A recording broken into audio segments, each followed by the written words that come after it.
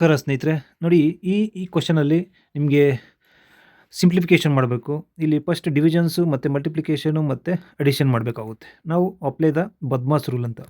Okay, BODMAS ಅಂದರೆ B ಅಂದರೆ brackets ಇದ್ದರೆ ಅದನ್ನು ಫಸ್ಟ್ ಕ್ಲಿಯರ್ ಮಾಡ್ಕೋಬೇಕು.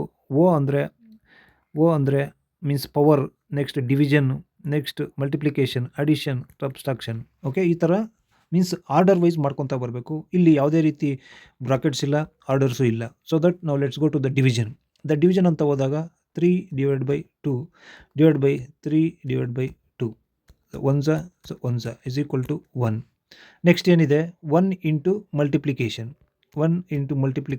Is equal to 2. ನೆಕ್ಸ್ಟ್ ಏನಿದೆ, ದ 2 ಪ್ಲಸ್ 3/2. ಓಕೆ, ನಾವಿಲ್ಲಿ ಏನಿಲ್ಲ ಅಂದರೆ take the LCM. therefore the 2 is equal to the LCM 1 ಮತ್ತು 2ಗೆ 2 LCM 1ರಿಂದ 2 ಹೆಸರು ಹೋಗುತ್ತೆ. 2 ಇಂಟು 2 the 4 the plus 2 ಇಂದ 1 into 3 is equal to 7/2. so that the right answer is equal to 7/2.